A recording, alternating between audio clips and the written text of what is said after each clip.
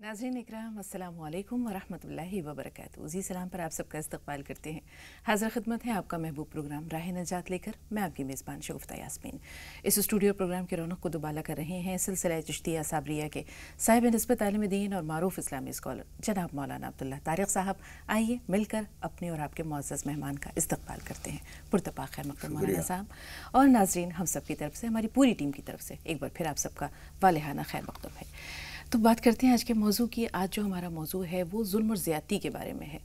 नाज़रीन रसूल पाक सल्लल्लाहु अलैहि वसल्लम ने फरमाया कि अद्दुनिया मज़राअतुल आखिरा, यानी ये दुनिया आखिरत की खेती है। बचपन से मकाफ़ात अमल के बारे में पढ़ते आए हैं, सुनते आए हैं कि जैसा करोगे वैसा भरोगे, जो बोगे वही काटोगे। और इसी बात को नज़ीर अकबर आबादी ने अपनी नज़म कलजुग में बड़ी खूबसूरती से इस तरह बयान किया है कि दुनिया अजब बाज़ार है कुछ जिन्स यहाँ की साथ ले, दुनिया अजब बाज़ार है कुछ जिन्स यहाँ की साथ ले, नेकी का बदला नेक है बद से बदी की बात ले, मेवा खिला मेवा मिले, फल फूल दे फल पात ले, आराम दे आराम ले, दुख दर्द दे आफात ले। तो जैसा करेंगे वैसा भरेंगे। जैसे मौलाना साहब भी फरमाते हैं कि जो भी हमारे साथ मामलात पेश आते हैं वो हमारे अपने आमाल की सज़ा या जज़ा होते हैं। तो आज हम बात करेंगे जुल्म के बारे में। जुल्म एकदम से अंजाम पजीर नहीं होता। इसकी शुरुआत मनफी जज्बात से होती है, रश्क और हसद से होती है, शरपसंदी से होती है, ज़्यादती से होती है और फिर जुल्म को ये अपनी इंतहा को पहुंच जाता है। तो अल्लाह ताला को जुल्म कभी भी पसंद नहीं है। आइए मौलाना साहब से हम जानते हैं कि जुल्म का अंजाम क्या है, कुरान पाक में किस तरह इसके बारे में वईद आई है, किस तरह इसे रोका जाए, जुल्म की किस्में क्या क्या है। मौलाना साहब ज़रा तफसील से बयान करते हैं। अस्सलामु अलैकुम वरहमतुल्लाहि वबरकातुहू। बिस्मिल्लाहिर रहमानिर रहीम। अल्हम्दुलिल्लाहि रब्बिल आलमीन वस्सलातु वस्सलामु अला सय्यिदिना व मौलाना मुहम्मदिन व अला आलिहि व अस्हाबिहि अजमाइन, अम्मा बाद। मोहतरम हज़रात, जुल्म नाम है हक़ तलफ़ी और ज़्यादती का, और अगर सारी ख़राबियों का कोई एक नाम हम लेना चाहें, दुनिया की तमाम गंदगियों ख़राबियों का एक नाम अगर हम लेना चाहें तो वो जुल्म है। इसी वजह से कुरान मजीद में अल्लाह ताला ने फरमाया इन्न शिर्क लज़ुल्मुन अज़ीम। बेशक जुल्म का मफ़हूम यह है कि जो चीज़ जहाँ होनी चाहिए उसको वहाँ न रखना। अरबी में जो लफ्ज़ जुल्म की तारीफ़ की गई है वो है बज़्उ शैइ फ़ी गैरि महल्लिही, किसी चीज़ को उसके बेमहल रखना। यहाँ से जुल्म की शुरुआत होती है। ये गिलास जो इसकी जगह यहाँ मुकर्रर की गई है, इसको अगर पैरों में रख दिया जाए तो ये जुल्म होगा, यानी इसकी जो जगह है वो नहीं रखी गई है, वहाँ दूसरी जगह रख दिया गया है। इसी तरीके से ये जुल्म बढ़ते बढ़ते बढ़ते बढ़ते इसकी शाखें इतनी ज़्यादा होती हैं, आखिर वक्त में एक आता है कि वो पेशानी जो अल्लाह रब्बुल आलमीन के सामने रखी जानी चाहिए वो किसी गैर खुदा के सामने रख दी जाए। ये इसलिए इस शिर्क को जुल्म अज़ीम कहा गया है। तो जुल्म का मतलब ये होता है कि किसी भी शख्स के साथ ज़्यादती करना। और हमेशा आप याद रखिए कि जुल्म जब आदमी करता है तो अपने से ताकतवर पर नहीं करता, नहीं कर सकता। बिल्कुल। जुल्म जब होता है अपने से कमज़ोर पर होता है। और ये भी हकीकत है कि कमज़ोर के साथ अल्लाह रब्बुल आलमीन होता है। हुज़ूर अकरम सल्लल्लाहु अलैहि वसल्लम ने जो हदीस कुदसी बयान की है उसमें अल्लाह ताला इरशाद फरमाता है कि मज़लूम को अल्लाह ताला फरमाता है लानसुरन्नक वलौ बअद हीन, मैं ज़रूर तेरी मदद करूँगा चाहे थोड़ी सी देर लग जाए। वो देर इसलिए लगती है कि जो जुल्म कर रहा है वो भी उसी का बंदा है, उसको भी वो मौका देना चाहता है कि अगर तू अपनी इस्लाह कर सकता है तो कर ले, तुझे मौका देता हूँ, इससे पहले कि अज़ाब का कूड़ा पड़े। मौलाना साहब, इंसान कमज़ोर को ही क्यों दबाता है? जुल्म की शुरुआत किस तरह होती है, किन जज्बात से होती है, और उसका जो तख्ता मश्क है वो कमज़ोर और पसमानदा दबे कुचले तबका ही क्यों होता है, या दबा मजलूम इंसान क्यों होता है? देखिए, हमेशा जुल्म करने के लिए एक ताकत चाहिए, वरना जुल्म नहीं कर सकता। जिसकी लाठी उसकी भैंस। हाँ, जिसकी लाठी उसकी भैंस। जुल्म करने के लिए कमज़ोर के ऊपर आदमी जुल्म कर सकता है। अपने ऊपर से जुल्म करेगा तो उसे नज़र आ रहा है कि मैंने एक घूंसा मारा तो 6 घूंसे मारेगा, इसलिए उसके ऊपर जुल्म नहीं करता। माँ बाप जो बदतहजीब होते हैं, सलीकामंद नहीं होते, इंसानियत से फैज़याब नहीं होते, वो अपने बच्चों के ऊपर जुल्म करते हैं। किसी बात पे गुस्सा आया तो इतनी सी बात जो थी उस पर थोड़ा सा डांटना काफ़ी था, डांटते चले जा रहे हैं, मारते चले जा रहे हैं, उठा उठा के पटक रहे हैं। इसका मतलब ये हुआ कि आप उसकी इस्लाह नहीं कर रहे, अपने गुस्से को ठंडा कर रहे हैं। ये खुद एक जुल्म है कि जितनी ज़रूरत है उससे ज़्यादा उसको सज़ा देना। सज़ा देने का हक़ है बशर्ते कि सज़ा के बग़ैर काम न चलता हो, वरना अच्छे घोड़े को ایک اشارہ کافی ہوتا ہے۔ بالکل مولانا صاحب، ہم دیکھتے ہیں کہ وہی بچہ جو بچپن میں ماں باپ کے ظلم سہتا ہے، وہ آگے چل کر بڑے ہونے کے بعد ایک طرح سے وہ منفی جذبات اس کے اندر جو پنپتے ہیں، وہ ایک طرح سے برداشت کرتے کرتے وہ دوسروں کے ساتھ وہی رویہ اپنانے لگتا ہے۔ تو آگے چل کر ظاہر سی بات ہے اس کی زندگی میں جو اس کی بیوی ہے، بچے ہیں، بہت سارے اور بھی لوگ ہوتے ہیں، ان کے ساتھ اس میں اس طرح کی اذیت رسانی کا جذبہ پنپنے لگتا ہے۔ کل ہماری ایک کالر نے سوال کیا تھا، اب ہمارا مقصد اپنے ناظرین کو بھی بتا دیں کہ کسی کی طرفداری نہیں ہے، جب تک ہم دوسرے فریق کی بات نہ سن لیں ہم کوئی فیصلہ نہیں کر سکتے، سوائے اس کے یہ کہہ سکتے ہیں کہ آپ دعا کیجئے، اللہ سے مدد طلب کیجئے۔ لیکن ایک بار پھر مولانا صاحب کے پاس چلتے ہیں۔ مولانا صاحب، ان کا مسئلہ یہ تھا کہ انہوں نے کہا میرے 2 بچے ہیں، شوہر جو ہے وہ اتنے زیادہ ناراض ہو چکے ہیں کسی بات پر کہ وہ اب بات سننا نہیں چاہتے، طلاق دینا چاہ رہے ہیں۔ ان کے والدین، لڑکی کے والدین سمجھا بجھا کر انہیں بھیجتے ہیں، لیکن وہ حد درجہ پریشان ہیں اور نوبت طلاق تک آ چکی ہے۔ تو بات یہی ہے کہ ظلم یہاں کر کون رہا ہے، ظلم سہ کون رہا ہے؟ بچے جو ہیں وہ معصوم بے قصور، اور خمیازہ سب سے زیادہ انہیں بھگتنا پڑتا ہے۔ تو یہ ظلم کیوں؟ دیکھیے، اصل میں ہوتا یہ ہے کہ خود آدمی اپنے آپ کو، اگر ہم سب کی جڑ میں جائیں تو اللہ کا خوف نہ ہونا اور ایمان نہ ہونا ہے۔ آدمی کو یہ معلوم نہیں ہے، یعنی معلوم کی حد تک دماغ میں ہے، لیکن یہ استحضار نہیں ہے، ہر وقت یہ بات پیش نظر نہیں ہے کہ مجھے بھی کوئی دیکھ رہا ہے اور وہ مجھ سے بہت زیادہ طاقتور ہے۔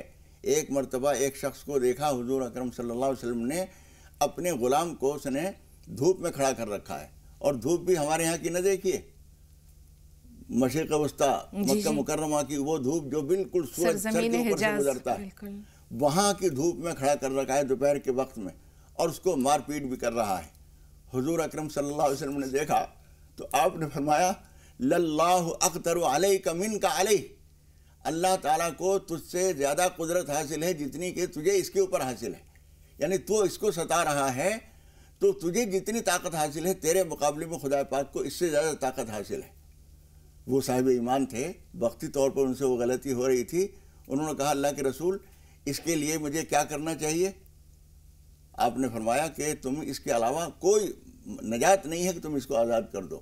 اس نے کہا میں آپ کو گواہ بنا کے کہتا ہوں میں نے اس کو آزاد کر دیا، وہ اپنی مرضی کا مالک ہے۔ یہاں سوال ہے حضور اکرم صلی اللہ علیہ وسلم نے فرمایا کہ اس کے علاوہ کوئی اس کا بدل نہیں تھا، تو نے یہ کیا، اب تمہارا وہ گناہ اس بات سے معاف ہو جائے گا۔ آپ نے فرمایا وہ صاحب ایمان تھے۔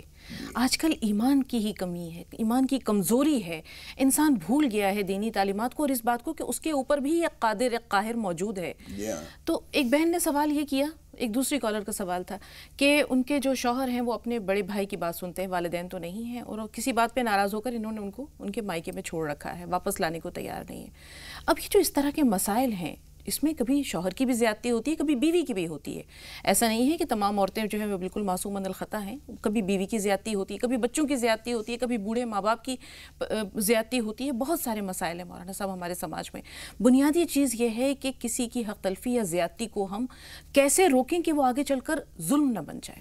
دیکھیے، یہ جو بات حضور اکرم صلی اللہ علیہ وسلم نے ان صاحب کو کہی تھی، اگر ہم اس بات کو ذہن میں رکھیں للہ اقدر علیک منک علیہ، جتنی قدرت تمہیں اس شوہر کو کہتا ہوں میں، جتنی قدرت شوہر کو اس کمزور بیوی، بے سہارا بیوی کے اوپر ہے، خدا پاک کو اس سے زیادہ قدرت تمہارے اوپر ہے۔ تم بھائی کے کہنے میں کیوں چل رہے ہو؟ ہر معاملے میں یہ دیکھو اللہ ہم سے کیا کہہ رہا ہے۔ حضور اکرم صلی اللہ علیہ وسلم فرماتے ہیں لا طاعۃ لمخلوق فی معصیۃ الخالق، خالق کی نافرمانی کرتے ہوئے کسی مخلوق کی بات نہیں مانی جائے گی۔ شوہر ہے، وہ کہہ رہا ہے، نفل روزے کے لیے شوہر نے کہہ دیا کہ روزہ نہیں رکھو گی، ٹھیک ہے نہیں رکھیں گے، شریعت کہتی ہے شوہر منع کرے تو نہیں، لیکن شوہر کہہ رہا ہے رمضان کے زمانے میں روزہ نہیں رکھو گی، یہاں ہم نہیں باندھ سکتے، میری مجبوری ہے، اللہ کا حکم یہ ہے، اللہ کا حکم نمبر 1 پر ہے، آپ کا حکم نمبر 2 پر ہے، اس لیے روزہ تو مجھے رکھنا ہے، لیکن روزے میں کوئی ذمہ داری جو میری ہوتی ہے اس میں کوتاہی کروں تو آپ اعتراض کر سکتے ہیں۔ تو یہ جانچنا بہت ضروری ہے، عورت ہو چاہے مرد ہو۔ کبھی کبھی مرد بیچارہ بہت کمزور، لول اپاہج سا ہے، بہت قوت ارادی اس میں نہیں ہے، جم کے اپنی بات نہیں کہہ سکتا۔ اگر عورت اس کو بالکل غلام باندھی کی طرح استعمال کرے گی، وہاں وہ ظالم کہلائے گی۔ تو کبھی مرد ظالم ہوتا ہے، کبھی عورت ظالم ہوتی ہے، لیکن کسی کے اوپر بھی جب ہم ظلم کر رہے ہیں اس وقت اس بات کو نہ بھولیں کہ اللہ تعالی ہمیں دیکھ رہا ہے، اور ہم کبھی کبھی ماں باپ کے کہنے میں آ کے شوہر بیوی کے ساتھ بالکل مولانا زیادتی صاحب، کرتا ہے. کبھی کبھی تحقیق بہت ضروری ہو جاتی ہے. چاہے آپ کے پاس کالرز آئیں، چاہے رسول پاک صلی اللہ علیہ وسلم کے پاس بھی ایک اس طرح کا معاملہ آیا کہ ایک عورت آئی رسول پاک صلی اللہ علیہ وسلم کی مجلس میں اور کہنے لگی کہ میرے شوہر یہاں پر بیٹھے ہوئے ہیں، میں ان کی شکایت کرنا چاہتی ہوں کہ یہ مجھے نماز پڑھنے میں جو ہے وہ روکتے ہیں، روزہ رکھنے سے روکتے ہیں، نمازیں اگر میں لمبی پڑھتی ہوں تو ڈانٹتے ہیں. تو رسول پاک صلی اللہ علیہ وسلم نے فرمایا کہ ان کے شوہر سے کہ کیا یہ صحیح کہہ رہی ہیں؟ وہ کہنے لگی بالکل صحیح کہہ رہی ہیں. یہ جب صورتیں پڑھتی ہیں، نمازیں پڑھتی ہیں تو اس میں کئی صورتیں جو ہے وہ شامل کر دیتی ہیں. لمبی نماز ہوتی ہے، مجھے تکلیف ہوتی ہے. یہ لگاتار روزے رکھتی ہیں، نفلی روزے رکھتی ہیں، میں جوان آدمی ہوں، برداشت نہیں کر سکتا، وہاں میں جو ہے وہ ان کو روکتا ہوں. تو یہ اس طرح کی تحقیق رسول پاک صلی اللہ علیہ وسلم نے فرمایا کہ نہیں، اس میں جو ہے وہ عورت کی زیادتی ہے، مرد کی زیادتی نہیں. تو آپ کے لیے بھی یہ جاننا بہت ضروری ہوتا ہے کہ فریق ثانی کا موقف کیا ہے. جی اس لیے میں نے جو دونوں باتیں کہیں، میں یہ نہیں کہہ رہا ہوں کہ ہمیشہ مرد ہی ظلم کرتا ہے جی، لیکن عام طور پر چونکہ اس کو طاقت زیادہ حاصل ہے اس لیے وہ ظلم کر سکتا ہے. بالکل. اب ہم آتے ہیں مولانا صاحب سماج کی طرف، ہم آتے ہیں آفیسز کی طرف، اپنے جو ہمارا ورک پلیس ہے اس کی طرف. ہم دیکھتے ہیں اسکولوں میں بھی ٹیچرز بہت زیادہ ان کے جو ہے اوقات کار بڑے مصروف گزرتے ہیں، کوئی پیریڈ خالی نہیں ہوتا، اگر ہوتا ہے تو پھر ارینجمنٹ لگا دی جاتی ہے. آفیسز میں کام کا برڈن بہت زیادہ ہوتا ہے، یا کچھ ایسا بھی ہوتا ہے کہ آپ نے یہ کام اگر یہاں مکمل نہیں کیا تو گھر جا کر مکمل کیجئے. بہت ساری زیادتیوں کی صورت وہاں بھی ہوتی ہے. رسول پاک نے فرمایا کہ مزدور کی مزدوری اس کا پسینہ خشک ہونے سے پہلے دے دینی چاہیے، ادا کر دینی چاہیے. اسی طرح اپنے ماتحتوں کے ساتھ نرمی کا برتاؤ کرنا کتنا ضروری ہے، ان کے لیے سہولتیں پیدا کرنا کتنا ضروری ہے. دیکھیے اصل میں جو بات میں نے شروع میں کہی کہ ایمان اگر اندر بیدار ہے، ایمان علم کی حد تک ہمیں معلوم ہے کہ اللہ تعالیٰ سب کچھ دیکھ رہا ہے، اسے معلوم کو ہم نے ایک طرف رکھ دیا ہے. اب ہم ہر وقت اپنی عام زندگی میں اس بات کو سوچے ہوئے نہیں رہتے ہیں کہ اللہ تعالیٰ ہمیں دیکھ رہا ہے. اگر ہم یہ دیکھ رہے ہوں تو افسر اعلیٰ کو یہ 10 دفعہ سوچنا پڑے گا کہ میں اس آدمی کو جتنا کام دے رہا ہوں یہ 2 آدمی کا کام ہے، اس کو میں نے دیا ہے. محض یہ سوچ کر کہ ایک اور آدمی ہمیں رکھنا نہ پڑے، اس کو تھوڑے سے پیسے بڑھا کے اس کو مطمئن کر دیتے ہیں. اللہ تعالیٰ اس بات کو دیکھ رہا ہے کہ تم نے یہاں ظلم کیا ہے، ایک اور آدمی رکھو، خرچہ بڑھتا ہے تو اللہ تعالیٰ خرچہ دے گا. حضرت بلال رضی اللہ تعالیٰ عنہ کو حضور اکرم صلی اللہ علیہ وسلم نے فرمایا تھا انفق یا بلال ولا تخش من ذی العرش اقلالا، بلال خرچ کیا کرو، ولا تخش من ذی العرش اقلالا، عرش والے سے کمی کا خوف نہ کرو. جب ہم زیادہ خرچ کریں گے تو خدا پاک زیادہ دے گا. لا توکی فیوکا علیک، تالا لگا کے نہ رکھو ورنہ تمہارے لیے بھی تالا لگا دیا جائے گا. اس لیے کسی آدمی سے ہم کام لے رہے ہیں اور وہ کسی دباؤ میں، ایک آدمی بیچارہ چھوڑ کے جانا چاہتا ہے، کوئی سے دوسری جگہ مل نہیں رہی ہے، ہار جھک مار کے نہ چاہتے ہوئے آپ کے ساتھ کام کر رہا ہے. اس بات کو اگر آپ کو اللہ تعالیٰ نے عقل دی ہے تو آپ کو سمجھنا چاہیے کہ یہ جو میرے ساتھ مجبوری کو لگا ہوا ہے، اس کی مجبوری سے فائدہ اٹھانا ظلم ہے. اور اس ظلمات یوم القیامہ، حضور اکرم صلی اللہ علیہ وسلم فرماتے ہیں ظلم قیامت کے دن بہت سارے اندھیروں کی شکل میں سامنے آئے گا. بالکل مولانا صاحب، ظلم کرنا گناہ ہے، ظلم سہنا بھی گناہ ہے، کیونکہ وہ اس میں ظالم کی مدد ہو رہی ہے. یہ جملہ بہت مشہور ہے کہ ظلم کرنا بھی گناہ ہے، ظلم سہنا بھی گناہ ہے. لیکن یہاں ایک بات سمجھنے کی ہے، ظلم سہنا گناہ ہے اس وقت میں جبکہ آپ اس کا بدل کر سکتے ہوں، اس کا جواب دے سکتے ہوں. لیکن آپ اگر بالکل ذرا بولیں گے تو زبان کاٹ دی جائے گی، وہاں پر آدمی ظلم نہ سہے تو کیا کرے گا.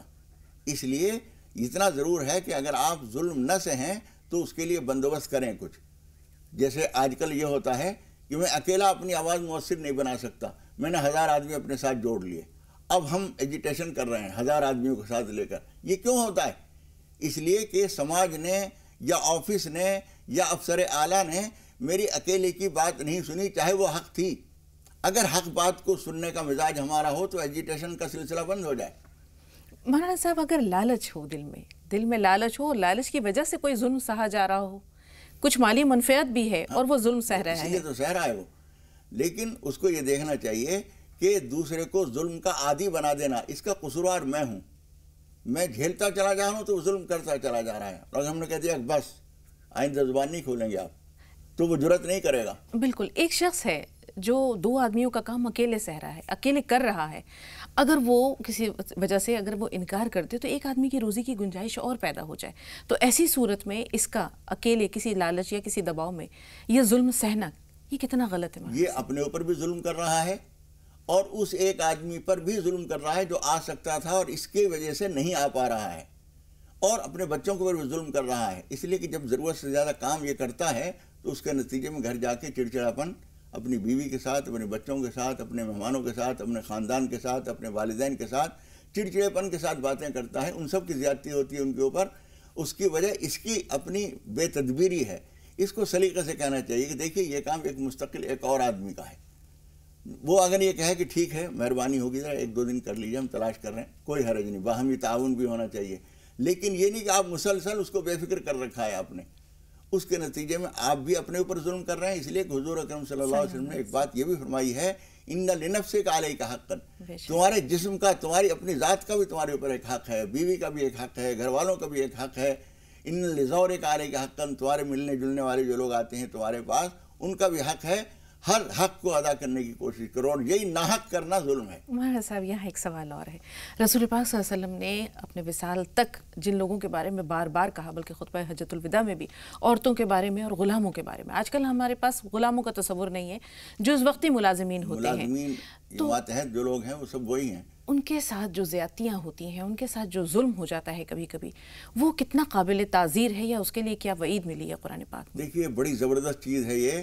حضور اکرم صلی اللہ علیہ وسلم نے بالکل آخری وقت میں خطبہ حجۃ الوداع میں تو وہ سارے لوگوں کے سامنے کہا ہی تھا.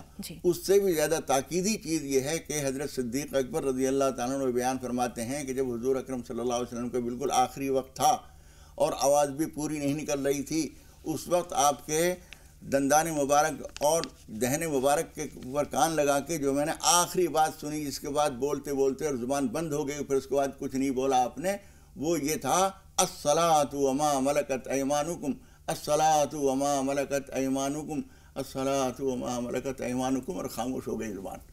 کیا مطلب؟ نماز کا خیال رکھنا اور اپنے ماتحتوں کا خیال رکھنا.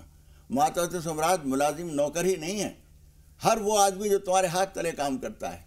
پڑوس کا ایک بچہ ہے، آتا جاتا ہے، آپ بھی چھوٹا موٹا کچھ کام کرا لیتے ہیں، کچھ اس کو دے دلا دیتے ہیں، اس سے بھی زیادہ کام آپ لیں گے تو وہ ظلم ہوگا. ملازم سے زیادہ کام لیں گے ظلم ہوگا، کام والی سے زیادہ کام لیں گے ظلم ہوگا.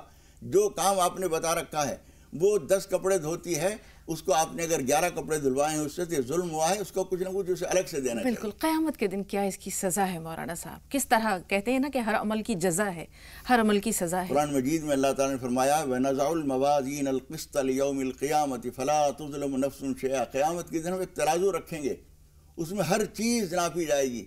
فَلَا تُظْلَمُ نَفْسٌ شَيْئًا، کسی انسان کے ساتھ تھوڑا سا بھی ظلم نہیں کیا جائے گا. اگر مشہور واقعہ ہے، حضور اکرم صلی اللہ علیہ وسلم نے فرمایا تھا کہ حالانکہ انسانوں کے علاوہ دوسری مخلوق، جنات اور انسانوں کو چھوڑ کر دوسرے لوگوں کے ساتھ کوئی حساب کتاب اور وہ معاملہ باقاعدہ نہیں ہے. اشرف المخلوقات کو چھوڑ کر جانوروں کے ساتھ یہ معاملے نہیں ہیں. لیکن جتنی عقل خدا پاک نے ان کو دی ہے اتنا محاسبہ ہے. اگر کسی بے سینگ والی بکری کو سینگ والی بکری نے ٹکر ماری تھی اور وہ اپنی کمزوری کی وجہ سے اس کا جواب نہیں دے سکی تھی، یہ بات بھی خدا پاک کی عوام بھیڑ کے اندر بھلا نہیں دے گا. قیامت میں اس کو سینگ دیے جائیں گے اور اس سے کہا جائے گا تو اپنا بدلہ لے، اس کو ٹکر مار. جو پروردگار اتنی چھوٹی چھوٹی چیزیں، بکریوں کی ٹکروں کا حساب کر رہا ہے، وہ انسانوں کی زیادتیوں کا حساب نہیں کرے گا. بے شک کرے گا مولانا صاحب. بہت اس دنیا میں بھی اور آخرت میں بھی دونوں جگہ ظلم کہیں بھی قابل معافی نہیں ہے. 2 کالرز ہیں ہمارے ساتھ، محسن صاحب اور اقبال بھائی. محسن صاحب آپ سے مخاطب ہیں، سوال بتائیے.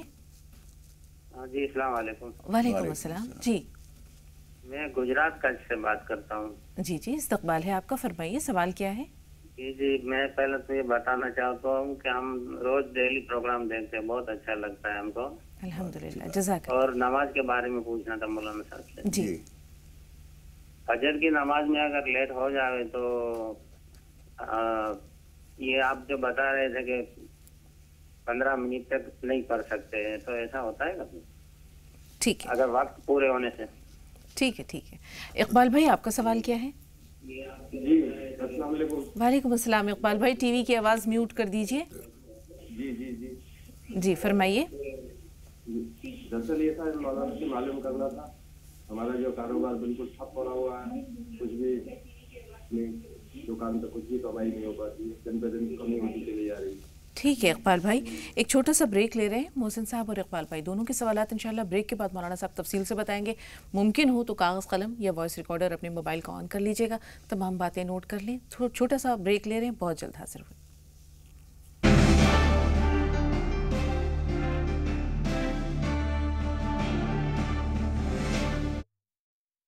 नाज़रीन, वक्फे के बाद एक बार फिर आप सबको खुश आमदीद कहते हैं। मोहसिन भाई का सवाल, फजर की नमाज अगर क़ज़ा हो जाए तो 15 मिनट का जो हवाला इन्होंने दिया है वो कौन सा वक्त है? देखिए, क़ज़ा तो होती नहीं जब तक कि सूरज न निकले। 15 मिनट का वक्फा जो हम कहते हैं 15 या 20 मिनट, उसका मतलब ये होता है सूरज निकलना जब शुरू हुआ, नक्शे में जो लिखा हुआ है तुलू आफ्ताब, और उसको जो टाइम लिखा हुआ है उस टाइम के बाद 15 या 20 मिनट ठहर जाइए, फिर नमाज अदा कीजिए।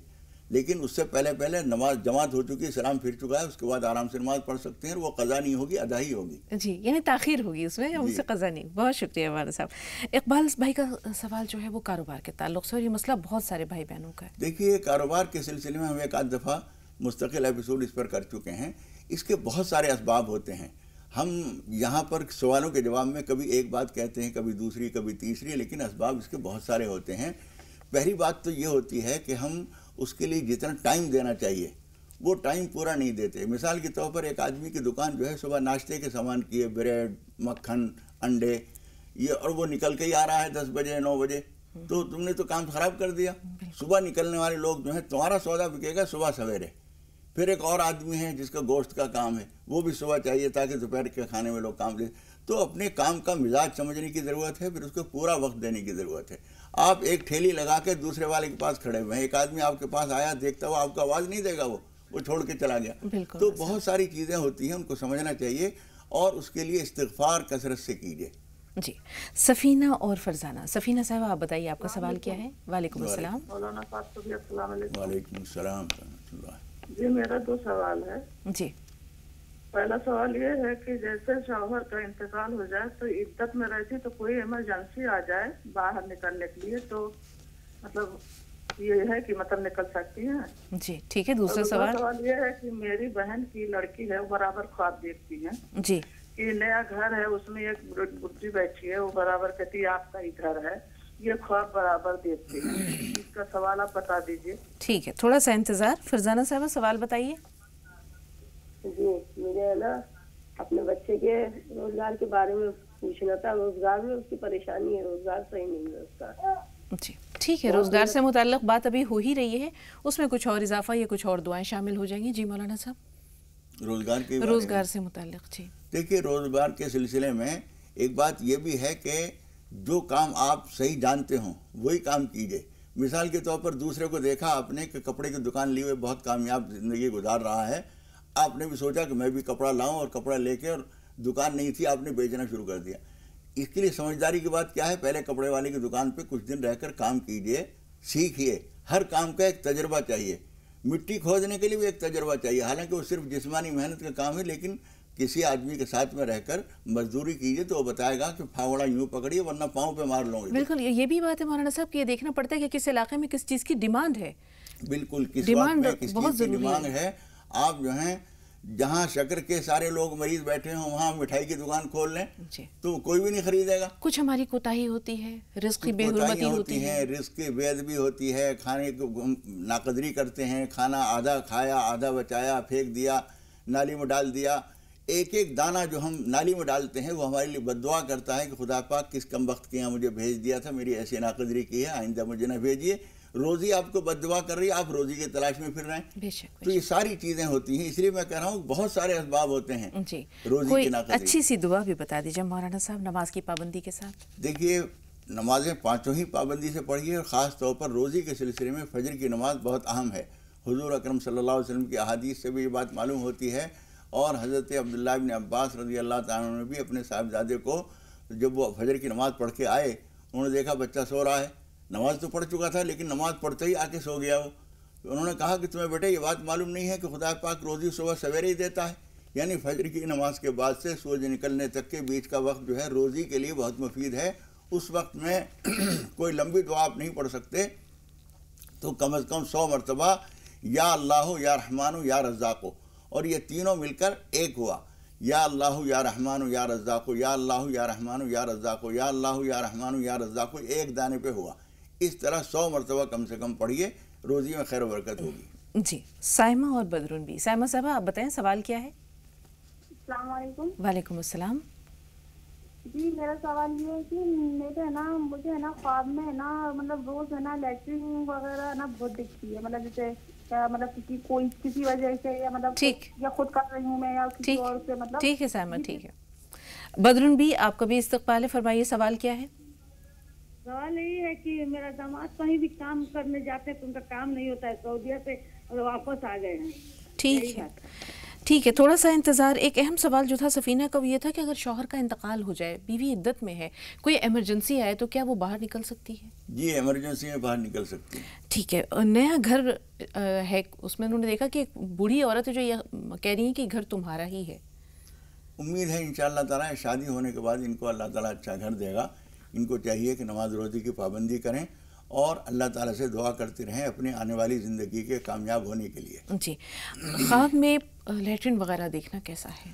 عام طور پر خواب میں لیٹرین دیکھنے کی تعبیر اچھی ہوتی ہے، اس لیے کہ سانپ پخانہ یہ سب صوفیہ کرام جس نظر سے دیکھتے ہیں نا وہ تعبیر اسی حساب سے ہوتی ہے. سانپ کو وہ کہتے ہیں خطرناک ہے، دولت خطرناک ہے تو وہ دولت ہوتی ہے.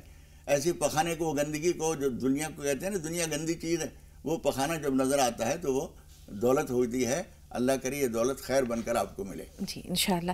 داماد کا کام کاروبار، جیسے پہلے سوال آئے ہیں اسی طرح کا سوال یہ بھی ہے. اب سے پہلے بھی آپ نے دیکھا ہوگا جو چیزیں میں نے ان کو بتائی ہیں آپ کے لیے بھی وہی چیزیں ہیں. ایک تو گناہوں سے بچنا ضروری ہے. حضور اکرم صلی اللہ علیہ وسلم ارشاد فرماتے ہیں ان الرجل لیحرم الرزق بالذنب یصیبہ. آدمی روزی سے کبھی کبھی کسی گناہ کی وجہ سے محروم کر دیا جاتا ہے جو اس سے ہو گیا ہوتا ہے گناہ. اس لیے گناہوں سے بچیے اور فجر کی نماز کے بعد فجر کی نماز جماعت سے پابندی سے پڑھیے، کبھی کبھی نہیں پابندی سے پڑھیے، اور یا اللہ یا رحمان یا رزاق کو کم سے کم 100 مرتبہ پڑھیے. جی بہت شکریہ. نسیم صاحبہ فرمائیے آپ کا کیا سوال ہے؟ السلام علیکم. وعلیکم السلام. آپ نے جو بتایا میں سب کچھ پڑھ رہی ہوں اور لیکن کوئی ترقی نہیں ہو رہی. کوئی پیسے لے لیتا تو دیتا نہیں ہے. ٹھیک ہے. ایک نسیم صاحبہ، جی جی جی آپ کا سوال ہم نے نوٹ کر لیا. اور خواب میں مجھے ایک دن ایسا دکھا، آپ نے بتایا قل اعوذ برب الفلق قل اعوذ برب الناس اور سب چیزیں پڑھ رہی تو اس دن دکھا مجھے ایک بہت. ہلو آپ کی آواز نہیں آ رہی؟ نہیں آپ بولتی رہے، آپ کی آواز ہم تک پہنچ رہی ہے، فرمائیے. ایک بہت موٹا سانپ ہے ہاں. اور اس کے 3 ٹکڑے کر دیے کسی نے، تو وہ یہ کہہ رہا کہ میں اس کو مرنے نہیں دوں گا. ٹھیک ہے. اور دوست بھی دکھتا ہے. جی ٹھیک ہے، آپ کے دونوں سوال ہم نے نوٹ کر لیا. آپ کی ہی ہم نام ایک اور ہیں کالر نسیم صاحبہ، آپ اپنا سوال بتائیں. میرے کو ذرا طبیعت خراب رہتی ہے، صبح فجر کو نہیں اٹھتی اور میں بعد میں اٹھنے کے بعد نماز پڑھتی ہوں تو تھوڑی غلطی سی ہو جاتی، آسانی سے اوپر صورت ہو جاتی یا تو پھر. ٹھیک ہے، کیفیت کی ہوتی ہے مولانا صاحب؟ دیکھیے جب کبھی آپ کی امی ہیں اس کا مطلب ایک بڑھاپے تک پہنچ چکی ہیں وہ، تو کمزوری میں، بڑھاپے میں یا طبیعت خرابی میں کبھی صبح کو نہ اٹھا جائے تو عادت تو اس کو نہ بنائیے کہ ہم تو مستقل بیماری ہیں لہذا مستقل نماز قضا ہی کریں گے. یہ تو عادت نہ بنائیے. جب ذرا کی ہمت ہو تو ہمت کر کے وقت پہ پڑھ لیجئے، اور جب کبھی تاخیر ہو تو اٹھنے کے بعد پہلا کام یہی کرنا چاہیے. اس لیے کہ ایک حدیث سے یہ بات معلوم ہوتی ہے کہ جب آدمی کی نماز قضا ہو گئی، وہ سو گیا تھا یا بھول گیا تھا، اور پھر جب وہ اسے یاد آئے یا اس پریشانی سے فارغ ہو تو اس کو نماز پڑھ لینی چاہیے. فَإِنَّ ذَلِكَ وَقْتُهَا. حضور اکرم صلی اللہ علیہ وسلم فرماتے ہیں اب اس کا یہی وقت ہے. اب جو تاخیر کریں گے آپ وہ غلط ہوگا. بالکل. مولانا صاحب بہن نے جو سوال کیا کہ آپ جو بھی وظائف بتاتے ہیں ماشاءاللہ اس پر عمل کر رہی ہیں، لیکن پھر بھی ان کو کچھ بہتری کی صورتیں نہیں مل رہی. کسی نے اگر پیسے لیے ہیں تو لوٹا نہیں رہا. دیکھیے جو مثال انہوں نے دی پریشانی کی، وہ تو آپ یہ سمجھ لیجئے کہ پیسے دینے میں آپ کو یہ دیکھ لینا بہت ضروری ہے کہ ایک آدمی بیچارہ محنت مزدوری کرتا ہے، رکشہ چلاتا ہے، اور 100 روپے 150 روپے مشکل سے اسے ملتے ہیں، وہ خرچ ہو جاتے ہیں. آپ سے اس نے 10,000 روپے مانگے. آپ کو دینے کے وقت میں سوچنا چاہیے کہ یہ 100 روپے 150 روپے روز کماتا ہے، 100-150 کا اس کا خرچہ ہے، 10,000 مجھ سے مانگ رہا ہے، یہ دے گا کہاں سے؟ تو آپ نے اگر دینے کے وقت ہی نہیں سوچا تو آپ کو کبھی ملیں گے ہی نہیں. بالکل. دوسری بات یہ ہے کہ جو دے سکتا ہے وہ بھی آپ حد سے زیادہ جب نرم نظر آتی ہیں تو وہ سوچتا ہے کہ جس نے زیادہ سختی سے تقاضا کیا ہے پہلے اس کو نمٹا دوں، ان کو تو ٹال دوں گا. اس لیے تھوڑا سا تقاضا بھی بڑھا کے کرنا چاہیے. اس لیے جو آپ نے دیا ہے تو اس کا اب لینے کا حق ہے. جی خواب کی تعبیر بھی بتائیں گے مولانا صاحب؟ تھوڑا سا انتظار. فرزانہ صاحبہ اور اسد بھائی. اسد بھائی آپ سے بھی بات کریں گے، پہلے فرزانہ صاحبہ کا سوال لے لیں. جی بتائیے فرزانہ صاحبہ، فرمائیے سوال کیا ہے؟ سفید دانت ہے بدن پہ. شروع سے بتائیے اپنی بات. آپ اپنا سوال ذرا دہرائیے. میں اسد کی اپنی بول رہی ہوں. میرے بیٹے کے بدن پر سفید داغ ہے. اچھا ٹھیک ہے, آپ کا سوال نوٹ کر لیا. فرزانہ صاحبہ اگر آپ فون لائن پہ موجود ہیں تو بتائیے آپ کا سوال کیا ہے. فرزانہ صاحبہ سن پا رہی ہیں؟ ہاں جی. اگر ہم توبہ کرتے ہیں اور اگر ہم سے پھر سے وہ گناہ ہو جاتا ہے. ہاں جی جی, تو پھر اس کی سزا کیا ہے؟ کیا کریں؟ ٹھیک ہے, پھر کیا کریں ضرور بتائیں گے کہ کیا کریں, لیکن ایک چھوٹے سے بریک کے بعد.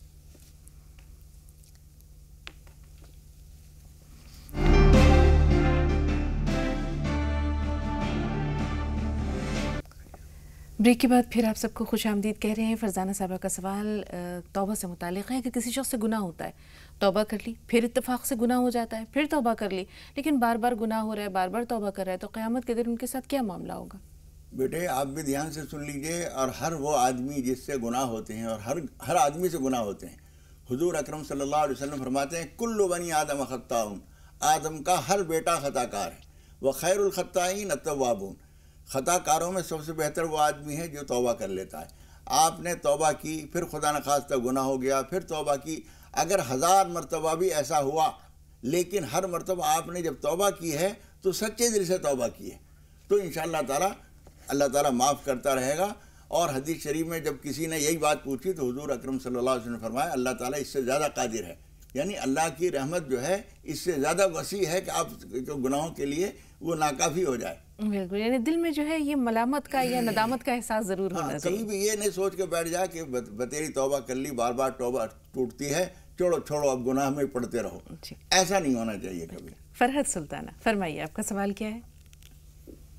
جی السلام علیکم. وعلیکم السلام ورحمۃ اللہ وبرکاتہ. جی بہن, اللہ تعالیٰ آپ لوگوں کو بہت بہت بہت جزائے خیر دے. ماشاءاللہ آپ لوگ بہت زیادہ رہنمائی کرتے ہیں ہم لوگوں کی, الحمدللہ الحمدللہ, اور ہم لوگوں کو اس پر عمل کرنے کی توفیق دے. آپ لوگ دعاؤں میں بھی یاد رکھیں ہمیں.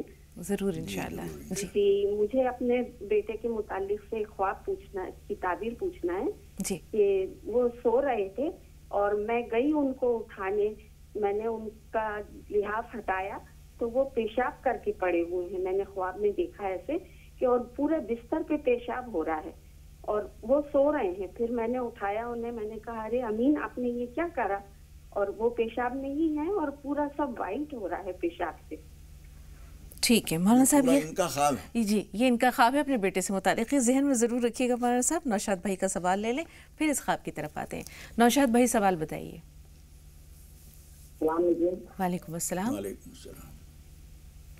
مولانا صاحب السلام علیکم. وعلیکم السلام ورحمۃ اللہ وبرکاتہ. میں کلکتہ ونسلم وال سے بول رہا ہوں, ہندی ڈسٹرکٹ سے. جی جی استقبال ہے. کافی دنوں سے میں نوشاد بھائی آپ کی بات ہم تک نہیں پہنچی, خاص طور پر آپ کا جو مسئلہ ہے وہ نہیں سن پا رہے ہیں, زور سے بولیے. کافی دنوں سے میں پریشان ہوں. میں ماربل کی کام کرتے ہیں, کانٹیکٹ لیبر, غیر مسلم پارٹی زیادہ ہی کرتے ہیں, اور کام کرنے کے بعد کیا ہوتا ہے کہ میرے گھر سے کوئی کام میں رکاوٹیں ہیں, یہ سمجھ میں آ چکا. اگلی کالر اپنا نام بتائیں. ہیلو پروین صاحبہ اپنا سوال بتائیے. میرا یہ سوال ہے کہ آج کے موضوع پہ جیسے 3 بھائی ہیں ہمارے, ہاں, اور جیسے پہلے اچھے جوائنٹ فیملی تھی ہماری, اچھے سب مل جل کے رہتے تھے کہ لوگ تعریف کرتے تھے.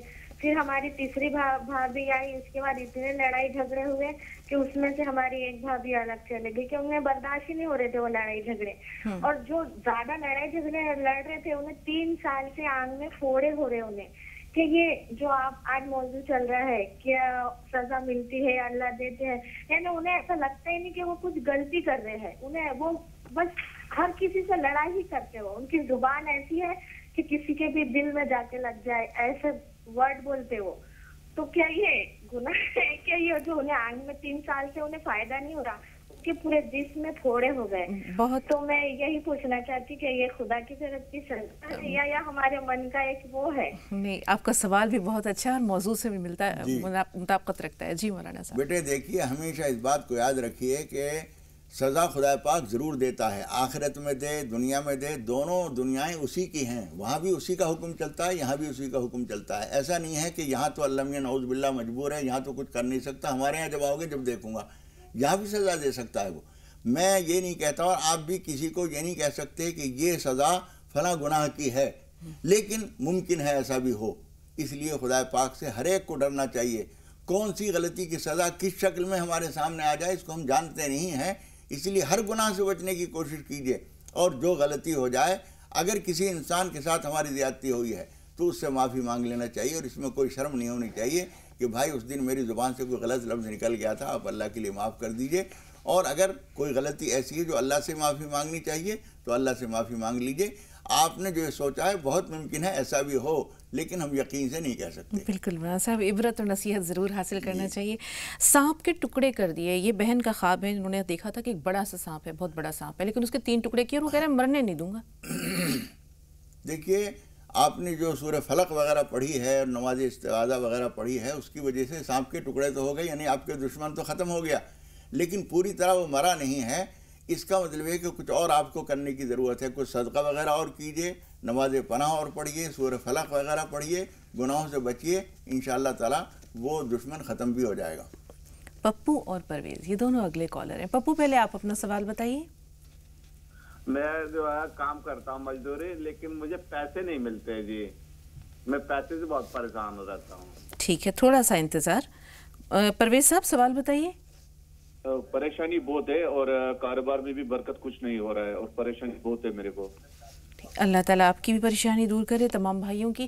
بریک کے بعد انشاءاللہ اسد کی والدہ نے سفید داغ سے متعلق جو سوال کیا ہے اس کے بارے میں مولانا صاحب سے رہنمائی لیں گے، لیکن اس سے پہلے لے رہے ہیں ایک چھوٹا سا وقفہ اور۔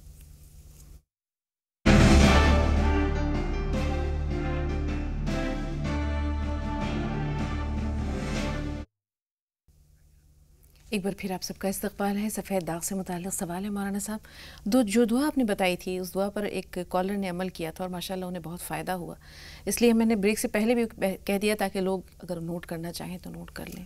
ہاں، وہ اصل میں آپ بار بار کہتی ہیں، لیکن بہت سارے بھائی قلم کاغذ نہیں رکھتے یا ریکارڈ نہیں کرتے، اور پھر دوبارہ فون کر کے پوچھنا پڑتا ہے، اور بعض دفعہ 50 مرتبہ فون کرنے کے بعد ایک ملتا ہے۔ اس لیے موقع کو غنیمت سمجھنا چاہیے۔ جب فون لگ گیا ہے تو آپ قلم کاغذ لے کر ہی بیٹھیے ہمیشہ، یعنی کون سی بات آپ کے لیے نئی ہو جائے، کسی اور کو بتائی ہوئی بات آپ کے لیے کام کی ہو۔ سفید داغ جو ہیں یہ طب یونانی میں یا ہمارے آیورویدک میں کوئی بہت سنگین بیماری نہیں ہے، بہت آرام سے۔ روغن بابچی ایک مشہور ہے، ہمارے حکیم لوگ بتاتے ہیں، وہ بابچی کے دانے بھی استعمال کرائے جاتے ہیں اور روغن بابچی بھی اس پہ لگایا جاتا ہے۔ بہت آسان سی چیز ہے، لیکن اس کے لیے ایک دعا بھی ہے جو حدیث شریف کی دعا ہے، اللہم انی اعوذ بک من البرص والجذام وسیء الاسقام۔ یا حنان یا بنان بھی کہہ دیں تو اچھا ہے، ورنہ اللہم انی اعوذ بک من البرص والجذام وسیء الاسقام یا حنان یا منان۔ یہ صبح شام کم از کم 21 مرتبہ پڑھ لیا کیجئے، انشاءاللہ دم کرنے کی ضرورت نہیں، بہت سے بہت چاہیں تو آپ پانی پہ دم کر کے وہ پلائیے بچے کو، انشاءاللہ تعالیٰ فائدہ ہوگا انشاءاللہ۔ فرحت صاحبہ نے جو خواب دیکھا، ان کے بیٹے سو رہے ہیں اور جب یہ گئیں رضائی ہٹائی تو دیکھا وہ اپنے پیشاب میں لت پت پڑے ہیں۔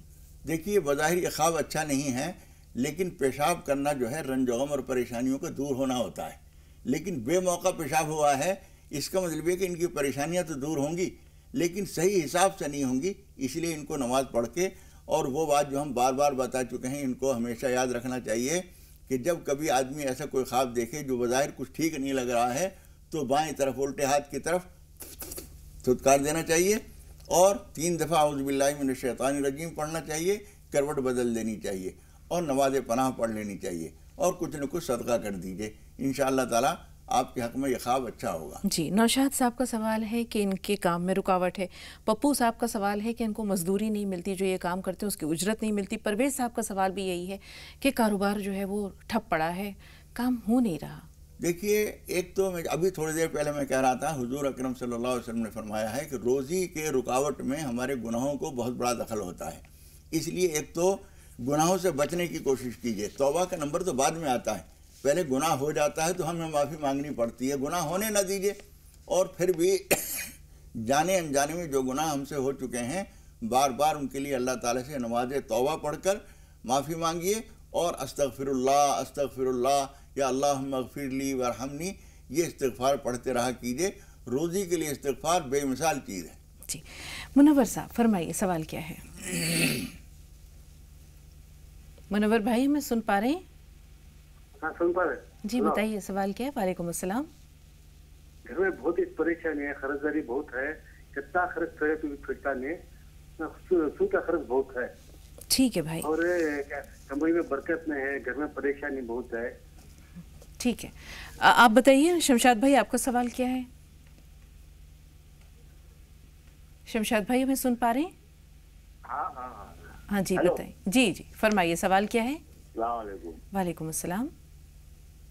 میرا یہ پوچھنا تھا مولانا صاحب سے کہ جیسے وتر کی نماز میں، عشاء کے وتر کی نماز میں اگر دعا قانوت اگر آدمی کو پورا نہیں یاد ہوتا ہے رہتا ہے تو اس کے جگہ پر وہ کیا پڑھا جاتا ہے تیسری؟ ٹھیک اچھا سوال ہے. جی مولانا صاحب دیکھیے. اور جی کچھ اور بھی کہنا جی شمشاد بھائی. ہلو. ہاں اس کے علاوہ بھی کوئی سوال ہے؟ ہاں بتائیے. ہلو. ہاں سن رہے ہیں فرمائیے. میری آئیڈیا جو تھی وہ جو ہے آپ نے دیکھی کہ میری دوسری شادی ہو رہی تھی تو ہلو. جی جی جی ٹھیک ہم سمجھ گئے. ٹھیک ہے جی مولانا صاحب. دیکھیے دوسری شادی کا جواب پہلے دے دیتے ہیں. کوئی عورت یہ دیکھے کہ میرے شوہر کی دوسری شادی ہو رہی ہے، زندگی کے بہت بڑے مسائل میں سے ایک بڑا مسئلہ ہوتا ہے یہ. لیکن صحیح بات یہ ہے کہ یہ اچھی بات ہوتی ہے. اس کا مطلب خواب کی تعبیر کے لحاظ سے یہ ہوتا ہے کہ آپ کو کچھ اور کام بھی اللہ تعالیٰ دینا چاہتا ہے. جو کام آپ کر رہے ہیں اس کے علاوہ اسے چھوڑ کر یا اسی کے ساتھ ساتھ کوئی اور کام بھی آپ کو ملے گا. یہ آپ کے لیے اور آپ کی اہلیہ کے لیے خوشی کی خبر ہے. اور پہلا سوال کیا ہے ان کے؟ جیسے انہوں نے کہا کہ وتر کی نماز میں دعائے قنوت اگر نہ آتی ہو. دیکھیے دعائے قنوت بہت سارے لوگوں کو نہیں آتی، بلکہ میں یہ کہتا ہوں کہ اگر پوری صف میں جتنے لوگ نماز پڑھ رہے ہیں سب سے سنا جائے تو 70% لوگوں کو دعائے قنوت نہیں آتی ہوگی. اس لیے دعائے قنوت تو سیکھتے رہیے. یہ تو نہیں ہے کہ آپ اسی سے کام چلا لیجیے جو آپ بتانے والا ہوں، لیکن وہ سیکھتے بھی رہیے.